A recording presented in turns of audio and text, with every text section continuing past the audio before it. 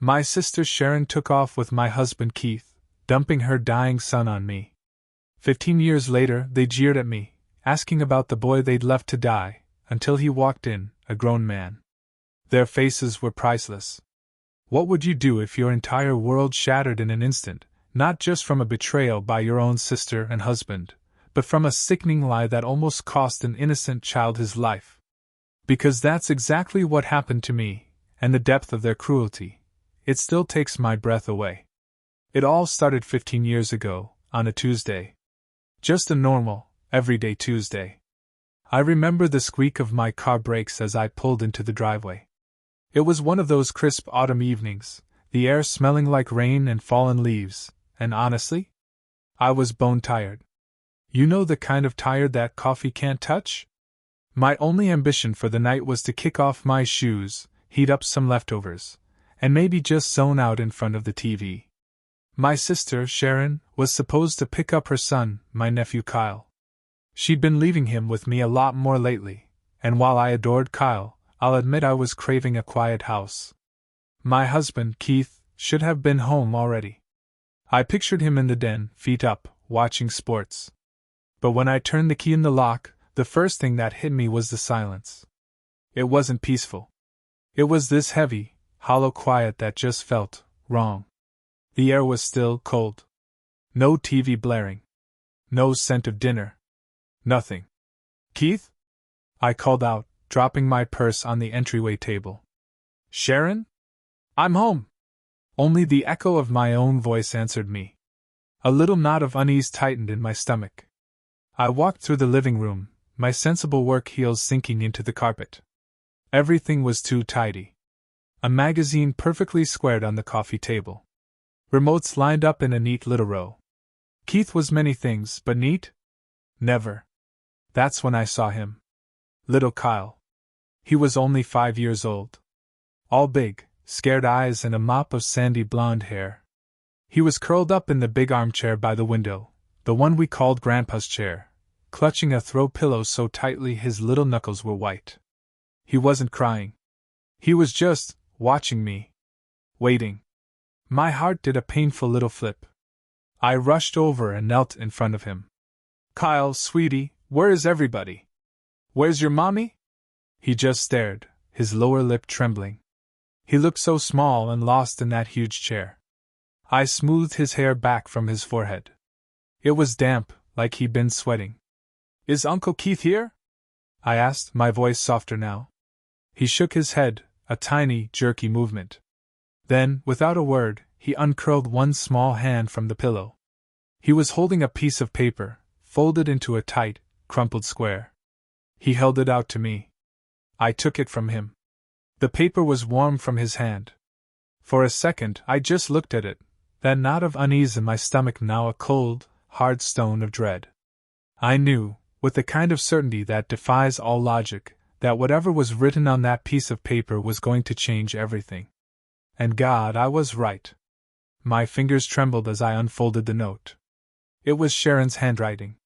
Big, loopy letters that always looked so cheerful, so carefree. But the words on the page were anything but. Brenda, I'm so sorry to do this in a letter. I know it's cowardly. By the time you read this, Keith and I will be long gone. We're in love, Bren. We have been for a while. We're going to start a new life somewhere we can be happy. I can't take Kyle with me right now. It's not the right environment for a child. I know you'll take care of him. You're better at it anyway. Please don't try to find us, Sharon. I read it once, then twice.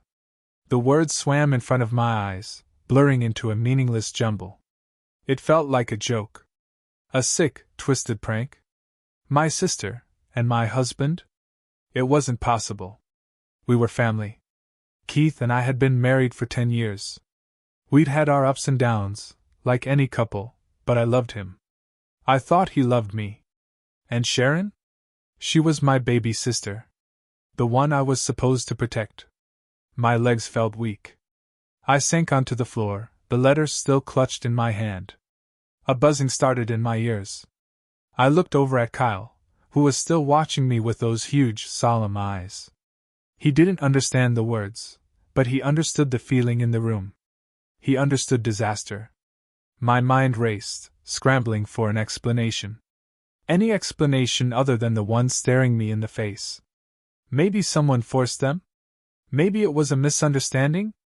I stumbled into the kitchen, my hand shaking so hard I could barely hold my phone. I dialed Keith's number. Straight to voicemail.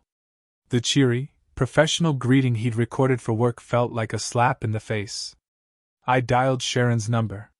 Straight to voicemail. Her giggly, sing-song message played. "Hey, you've reached Sharon! Leave a message!" They were gone. Together. That's when I saw it. On the gleaming granite countertop, next to the fruit bowl, was a sheaf of papers. I picked them up. The top page was a legal document. A petition for dissolution of marriage. A divorce. And there, at the bottom of the last page, was his signature. Keith's familiar, confident scroll. He'd signed it. He had planned this. The cold stone of dread in my stomach shattered, and a hot, searing rage took its place. They hadn't just left. They had plotted. They had lied to my face day after day, while they planned their great escape. I thought about the last few weeks. Keith being distant. Working late. Sharon, always so full of drama, suddenly serene and calm. It all clicked into place. Each memory a new twist of the knife. Little Kyle padded into the kitchen behind me.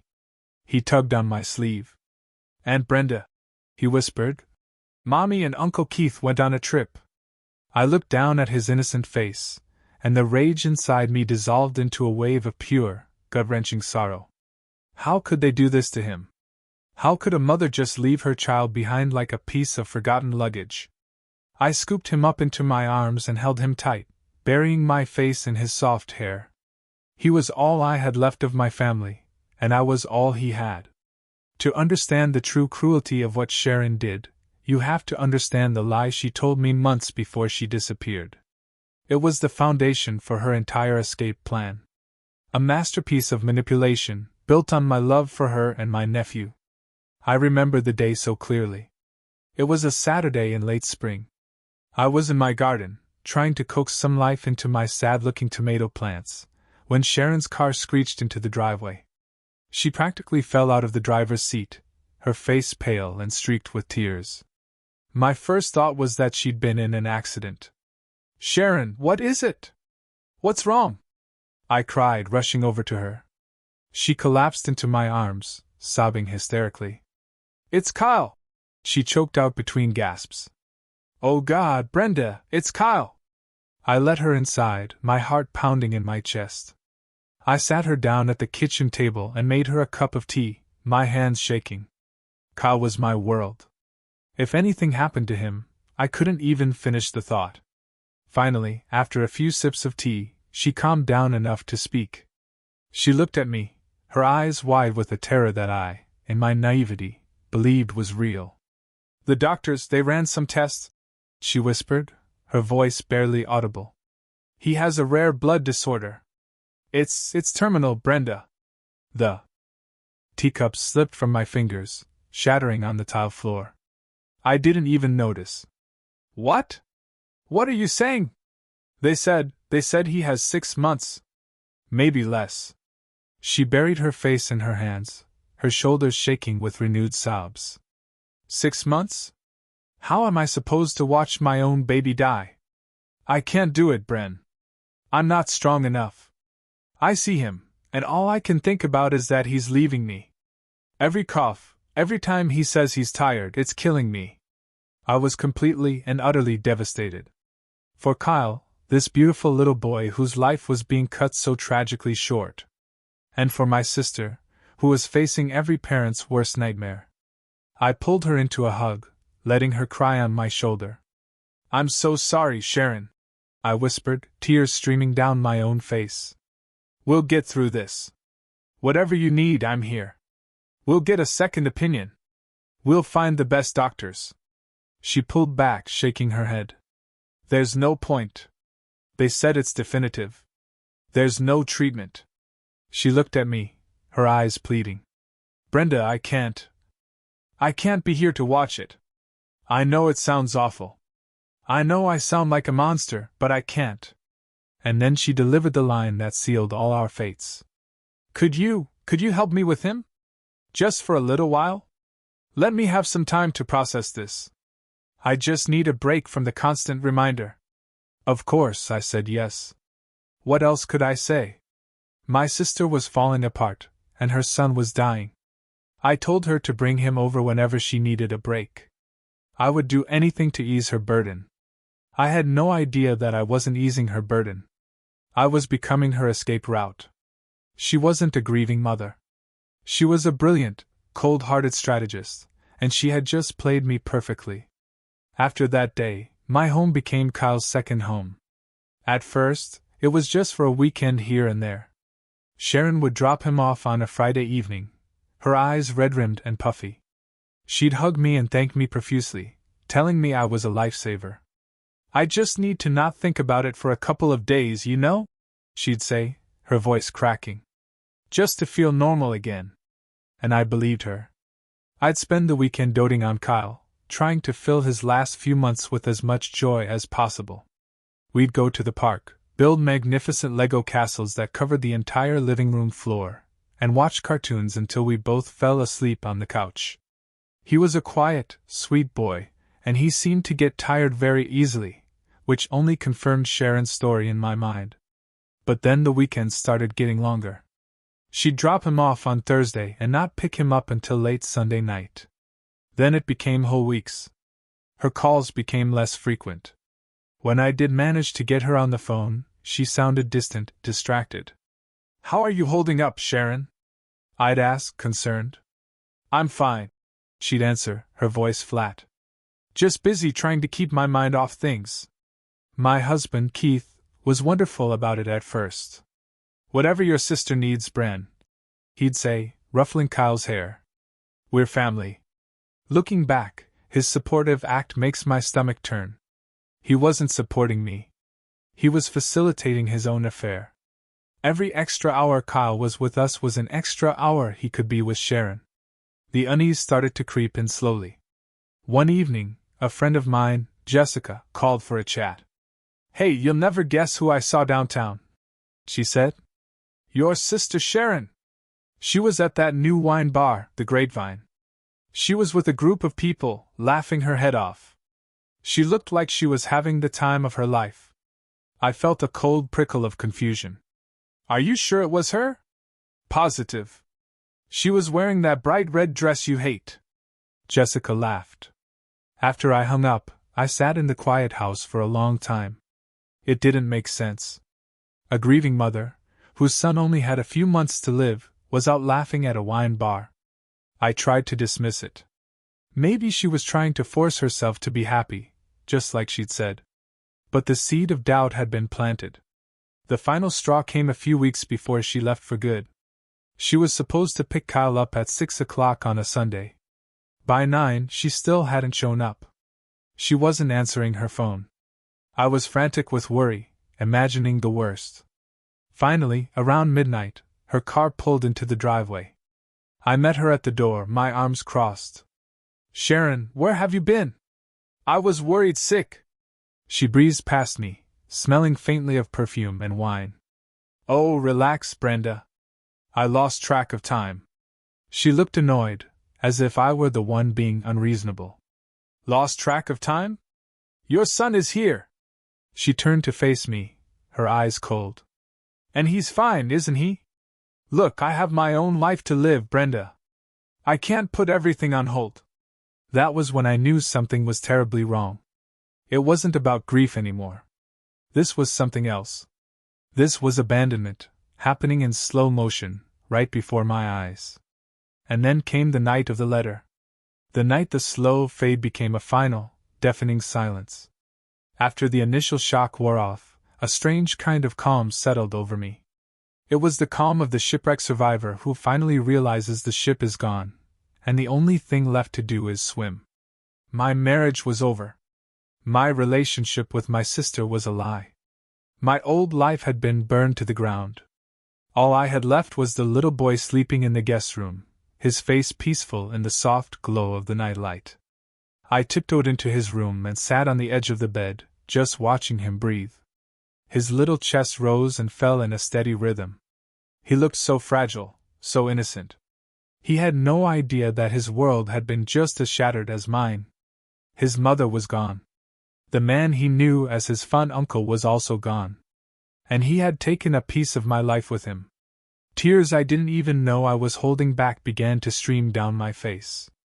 They weren't tears of rage anymore. They were tears for him.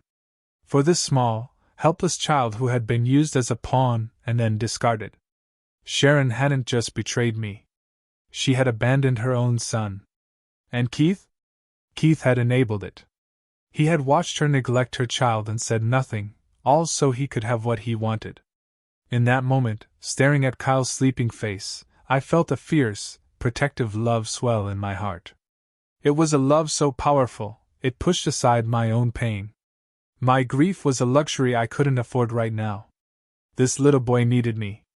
I reached out and gently brushed a strand of hair from his forehead. He stirred in his sleep, murmuring something unintelligible. I leaned down and whispered into the quiet of the room. It was a vow I promised to him, and to myself. "It's okay, sweetie," I whispered, my voice thick with tears. "It's just you and me now. But I am never, ever going to leave you. I will always be here for you, Kyle. Always. I promise." He settled back into a deep sleep, and I stayed there for a long time, the weight of that promise settling onto my shoulders. It felt heavy. Terrifying, even. I was in my 40s, suddenly a single woman, and now a single mother to a child the world believed was dying. I had no idea how I was going to do it. The financial strain alone was daunting. My salary was steady, but it was meant for 2 people, not 1 person and a child with major medical needs. There was no discussion of child support. No talk of shared custody. There was just silence, and a little boy sleeping in my guest room. But as I sat there in the dark, I knew one thing for sure. I would not fail him. I would pour every ounce of love and strength I had into giving him the best life possible, for whatever time he had left. My old life was over. My new one had just begun. The first few months were a blur of learning a new routine. Our quiet, orderly house was suddenly filled with the happy chaos of a 5-year-old. There were Lego bricks underfoot, cartoon-themed songs stuck in my head, and a constant, low-level hum of anxiety about Kyle's health. I followed Sharon's instructions to the letter. She had left a note with a list of foods he would eat, a very short, very strange list. Things like strawberry jelly, bananas, and plain white bread with the crusts cut off. "It's all he eats," she had snapped at me once, months before she left. "Don't even try to give him anything else. He'll just throw it up." So I didn't. I made him little plates of bananas and jelly sandwiches. He ate them, but without any real enthusiasm. And he was always so tired. He'd have a burst of energy for 20 minutes, and then he'd just wilt, needing to lie down on the couch. His skin was pale, almost translucent, and he had dark circles under his eyes. Everything about him seemed to confirm the terrible diagnosis. But my gut told me something was wrong. It was more than just a feeling. It was a deep, primal instinct. A mother's instinct, I suppose? Even though I wasn't his mother by birth. I'd watch him listlessly pushing a toy car across the floor, and I'd think, this isn't right. Children, even sick children, should have more spark. I started doing my own research. I spent hours online late at night, after Kyle was asleep, looking up rare blood disorders. Nothing I found matched his symptoms perfectly. There were always inconsistencies. The tipping point came one afternoon when I took him to the playground. He was so excited to go on the swings. I pushed him gently, and he giggled, his little legs kicking. But after less than 5 minutes, he asked to stop. "I'm tired, Aunt Brenda," he said, his voice a weary little whisper.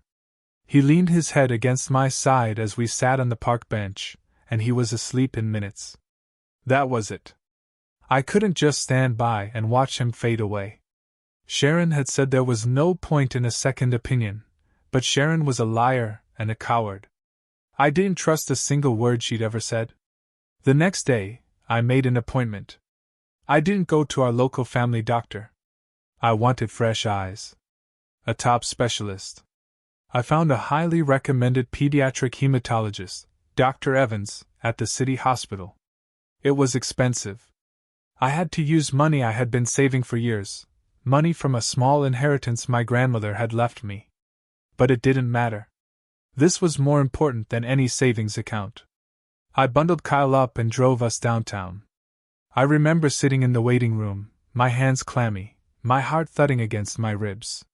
Kyle was sitting on my lap, quietly looking at a picture book. I was terrified of what the doctor would say.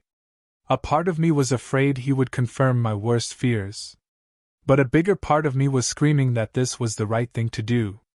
I had to know the truth, no matter how painful it was. Dr. Evans was a kind-faced woman with sharp, intelligent eyes.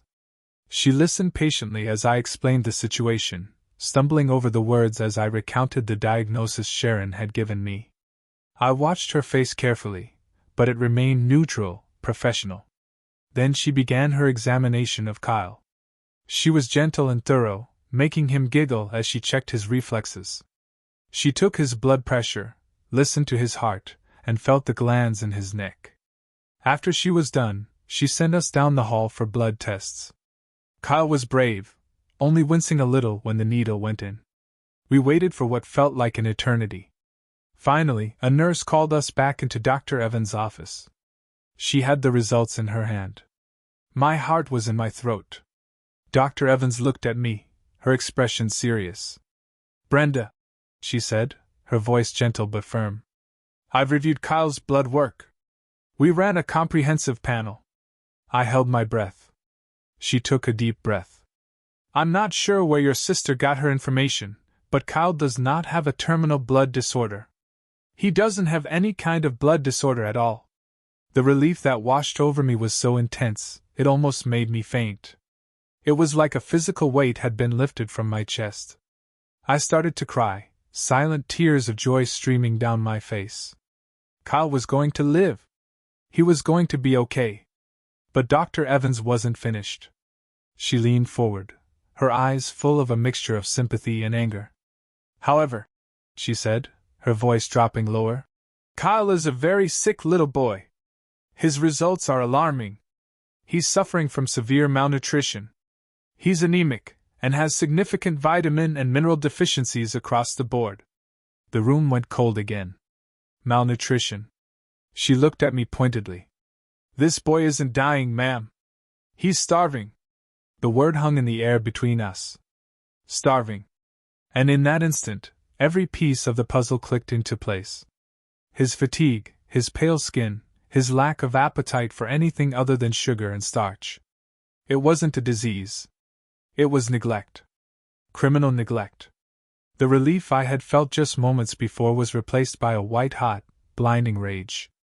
Sharon hadn't just lied to me to get rid of her son. She had been systematically starving him. Whether out of ignorance or pure malice, I didn't know. And frankly, I didn't care.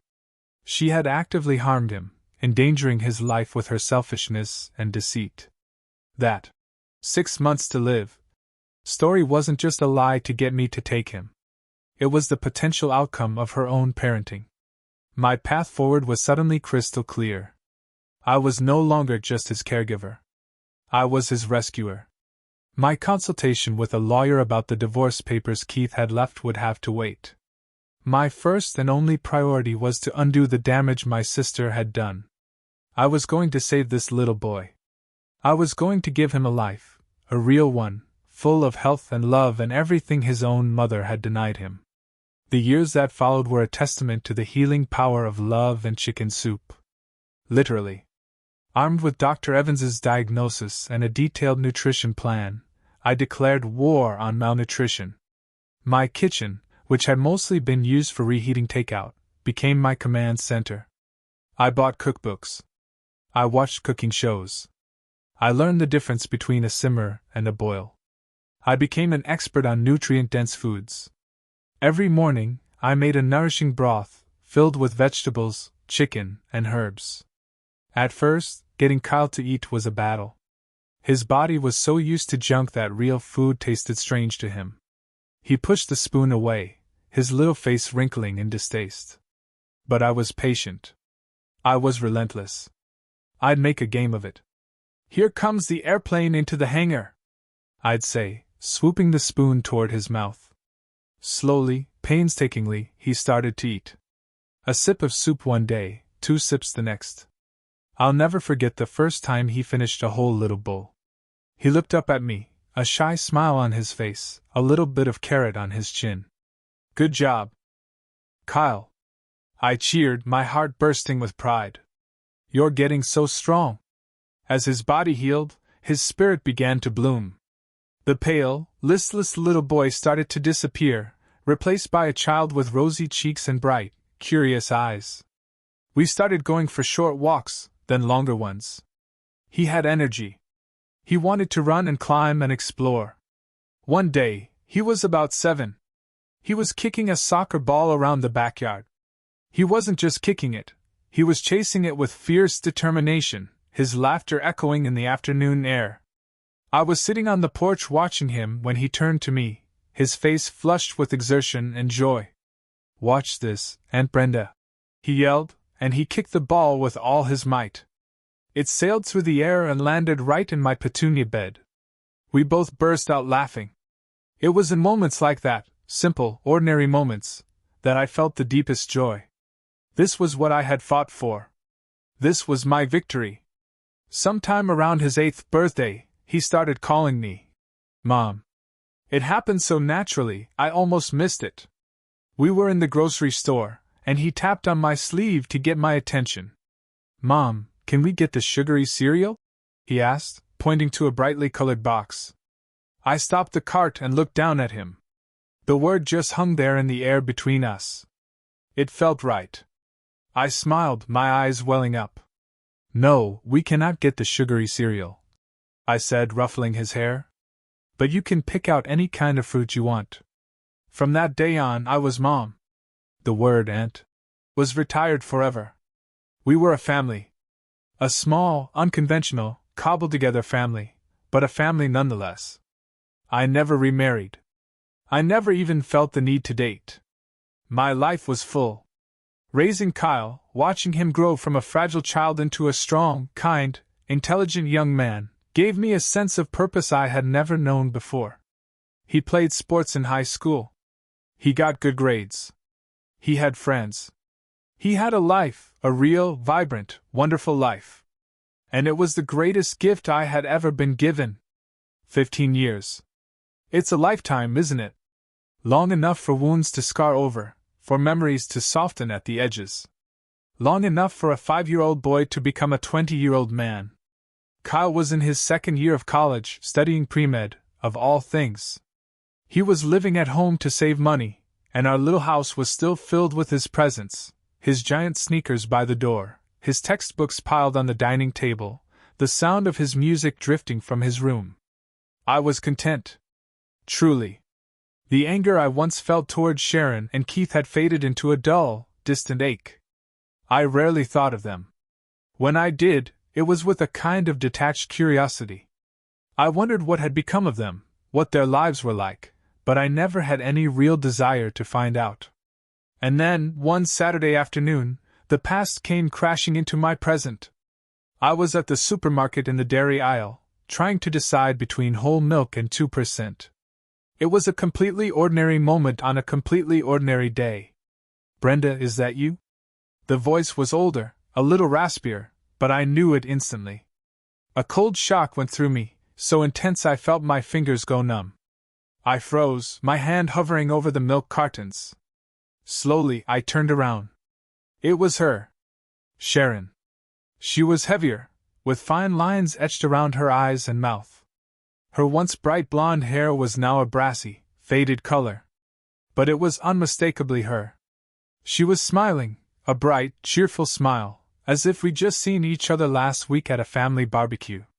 "Sharon," I said. My voice was stiff, foreign in my own ears.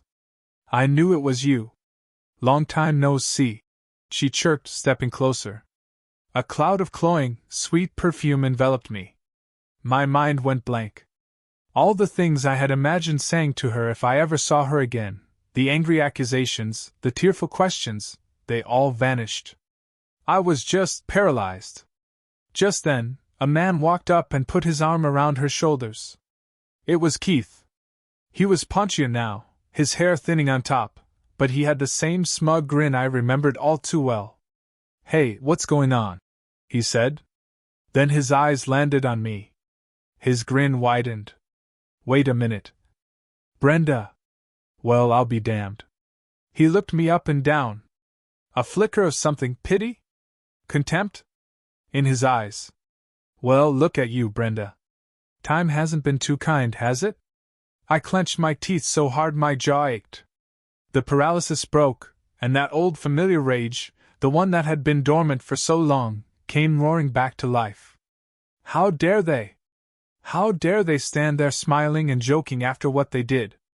After they blew up my life and left a child for dead? They stood there acting as if nothing had happened, as if 15 years of silence and pain could be wiped away with a cheerful greeting in the dairy aisle. I found my voice. It came out low and dangerous. "What do you think you're doing?" Sharon actually laughed. It was a light, tinkling sound that made my skin crawl. "Oh, come on, Brenda. Don't be like that. It's been 15 years. Aren't you happy to see us?" Happy? I was speechless at her audacity. Seeing the look of pure disgust on my face, she just smirked. "Don't be so mad," she said, waving a dismissive hand. "Let bygones be bygones. Besides," she added, her eyes glinting with malice, "aren't you glad you got to spend all that time with Kyle? It must have been nice for you, having a kid around. Gave you something to do, right?" My blood ran cold. She was trying to frame her abandonment of her own child as a favor to me. Keith chuckled beside her, clearly enjoying my discomfort. "Yeah, Bren. How is that little brat anyway? What was his name? Brad? Matt? His name is Kyle." I snapped, my voice like ice. "Right, Kyle," Sharon said, rolling her eyes. "That little failed experiment. Is he, still around?" She said it casually, as if asking about an old car that was probably in a junkyard by now. They thought he was dead. Of course they did. They had left him to die, and they had simply assumed their plan had worked. The cruelty of it took my breath away. "Still single, Brenda?" Keith chimed in, his grin widening. "Guess you missed your chance to find someone else. Sharon and I, though, we're still madly in love." I didn't respond. I refused to give them the satisfaction of seeing me upset. I just stood there, my shopping basket clenched in my hand like a shield. My silence seemed to amuse them. "Are you still bitter about being left?" Sharon said smugly. "It's a shame, really. You can't even ask for alimony or child support anymore, can you? Statute of limitations and all that." She winked, as if sharing a clever legal tip. I felt a strange sense of power in my calmness. They wanted a reaction. They wanted tears or shouting. They weren't going to get it. "Well," Sharon continued, looking bored now that she wasn't getting a rise out of me, "Kyle may have been a dud, but our daughter is perfectly healthy. She's a cheerleader, just turned 14. That word, daughter. It caught my attention. It was the piece of information I didn't know I needed. The perfect, unexpected weapon. I turned my gaze to Keith. "You have a daughter?" I asked, my voice neutral. He puffed out his chest with pride. "Yep, she's the cutest thing you've ever seen. Born a year after Sharon and I got together." But as he spoke, I watched Sharon's face. Her cheerful mask had slipped. She looked nervous, uncomfortable. And I knew with absolute certainty that there was more to this story. I had them. I let the silence hang in the air for a moment, watching Sharon's composure crumble. "So, you got pregnant right after you left, huh?" I asked, my eyes locked on hers. Her expression hardened. Keith, oblivious, jumped in to defend her honor. "Of course she's mine! Like I said, born a year after we started our new life together." At his words, Sharon flinched. A tiny, almost imperceptible movement, but I saw it. Her nervous expression told me everything. Something wasn't adding up. I took a small step back, creating distance. Well, that's questionable, Keith, I said calmly. His smile faltered. What's that supposed to mean? It means, I said, letting each word land with deliberate weight, that while Sharon was leaving her sick son with me, she wasn't just sitting at home grieving. She was meeting all kinds of people. Keith's face shifted from confusion to shock. He turned to Sharon. What is she talking about? I didn't let Sharon answer. I spoke directly to Keith. You want to know what I did after you two ran off? After I dealt with the initial shock of the divorce papers and the abandoned child, I hired a private investigator. Just for a month. I wanted to know what I was dealing with. And he found out a lot. Sharon's face went pale. You did what? He told me all about Sharon's afternoons off. I continued, my voice steady and cold. While you were at work, Keith, thinking she was exhausted from her job and a grieving mother, she was out having fun. Going to bars, restaurants, with other men. Letting them pay for her expenses. All while pretending to be a devoted mother to me, and a devoted partner to you. No way, Keith muttered, his face ashen. He looked at Sharon, who was staring at the floor. We spent weekends together. How could she have had time? During the weekdays, Keith, I explained patiently, as if to a child. While you were earning a living. I turned my attention back to Sharon. You told him you were exhausted from working for Kyle's sake, didn't you? That was a good one. Keith looked at his wife, utterly stunned. Is that true? Was I just convenient? Was I just your ATM? Sharon stayed silent, avoiding his gaze, clearly wishing the floor would swallow her whole. Let me guess, I added, my voice dangerously soft. Keith was just the most financially stable of the bunch, wasn't he? The one with a good job and the steady salary. Stop it! Sharon shouted, her eyes wide with panic. But the damage was done. Keith stared at her, anger and disbelief roaring on his face. Tell me it's not true, Sharon. She didn't respond. I even have recordings, I said, delivering the final blow. It was a bluff, but they didn't know that. Conversations the investigator recorded with your friends. Where you called Keith, your ATM machine. Sharon froze, realizing the depth of her exposure. Keith looked like he was going to be sick. His voice trembled with rage. So our daughter might not even be mine. That's ridiculous. Sharon grabbed Keith's arm, desperate. She's yours, Keith. Of course, she's yours. But her protests were weak. Her panic palpable. Keith didn't look convinced. I stayed calm. You can easily find out, I suggested mildly. A simple DNA test would clear it all up. Sharon's face went completely white. Her confidence had crumbled to dust. No! There's no need for that, she insisted frantically. But it didn't matter anymore. Her denials were meaningless. Keith's trust in her was shattered. And my work here was done. I had come for milk. I was leaving with justice. Whatever you two decide to do is your business, I said firmly, my voice cutting through Sharon's frantic protests. But remember this, I raised Kyle with love and care. And that is something you can never take away. I turned to leave, feeling a sense of closure I hadn't realized I was missing. But just as I took a step, I heard a calm, familiar voice behind me. Mom, are you ready? I turned and smiled, my heart swelling with a fierce, protective pride. Oh, Kyle, I'm sorry to keep you waiting. He walked over to me, tall and confident in a well-fitting suit. He'd just come from a university function. He put a comforting hand on my shoulder. It's okay. Let's go. Sharon and Keith stared at him, their mouths hanging open. They were struggling to reconcile the competent, healthy young man standing before them with the frail, dying child from their memories. Wait, Sharon whispered, her voice trembling as she pointed a shaky finger at him. Is that Kyle? He stood tall, his gaze steady. He looked nothing like the child she had abandoned. Yes, I said, my voice ringing with pride. This is Kyle. He's 20 now, and he's thriving. Kyle's calm, clear voice followed mine. It held no anger, only a chilling certainty. I remember everything, he said, his eyes fixed on the two people who had created him and then thrown him away. Even though I was young, I know who you two are. My biological mother and her lover. Keith recoiled as if he'd been struck. He was horrified, trying to process Kyle's composed but cutting words.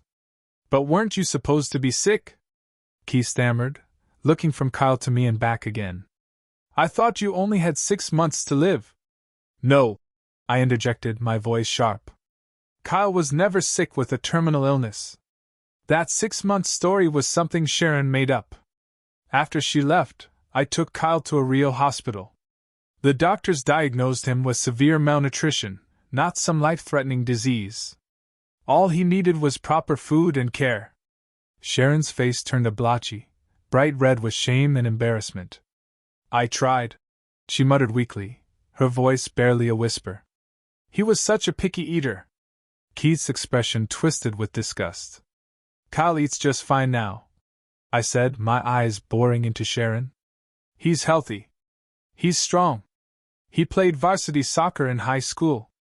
And I'm studying to become a doctor, Kyle added, his voice even.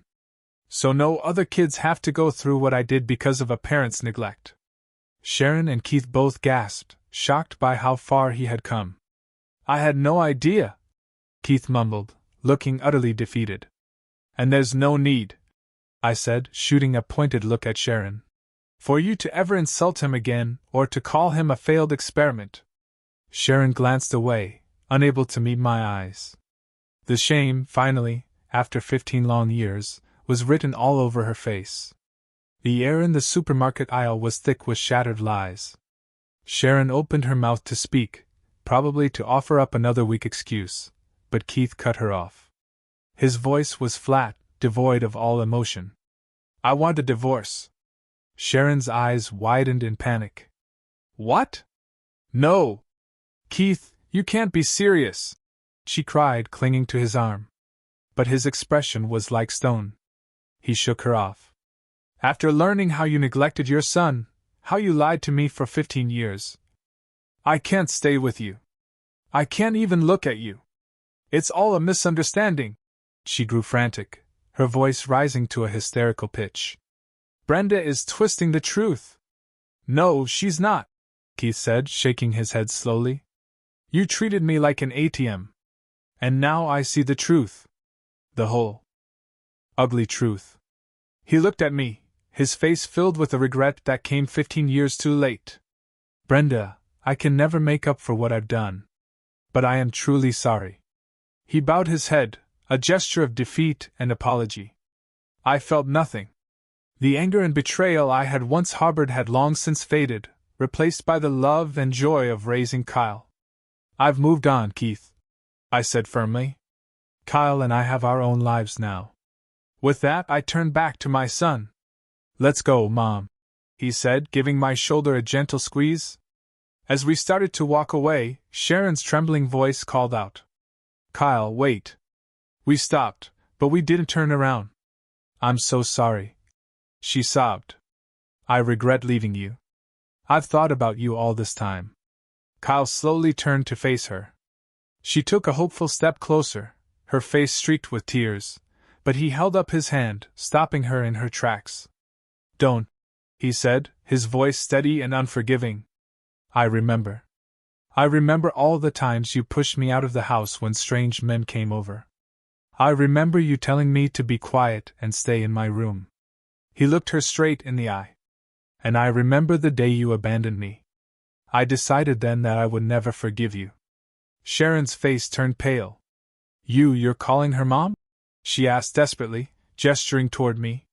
Yes, Kyle replied without a moment's hesitation. Brenda raised me. She loved me. She saved me. She's my real mother. Sharon stood frozen, the last flicker of hope dying in her eyes. She finally understood that there was no chance of reconciliation. There was nothing left for her here. Don't ever try to see us again," Kyle said firmly. It wasn't a request. It was a command.